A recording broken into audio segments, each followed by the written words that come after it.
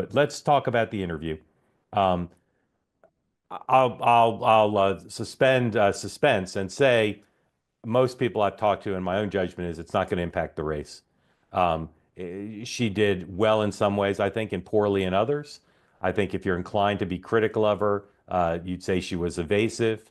You'd say she was angry. You'd say that she was over-rehearsed, and you would say she didn't deliver a soundbite. And she had a phrase she used a couple times on tough questions: "I will enforce the law," or the laws of the nation. To me, that's ripe to become the new no controlling legal authority. It's a meaningless expression.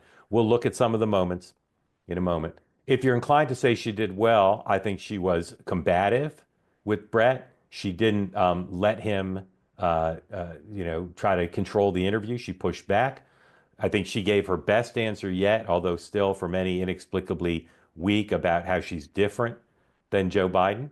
And I think probably most of all, given that the campaign seems to have switched its message, and maybe this is their message for the last few days of the campaign, to just demonizing Donald Trump and saying Donald can't go back to all the things that are horrible about Donald Trump. I think she did a very good job of not only hitting that message, but turning the questions when they weren't about that to that topic. And I think she's going to have to do more of that. One of the people who was most critical of her performance in my world, who communicated with me during and after, said it's impossible for him to imagine the campaign putting her on Joe Rogan. That Brett was forceful, but he was also polite and kind of within the lines of appropriate questions. He did the technique of showing her some things on video, which I thought was effective. I'm a big fan of doing that.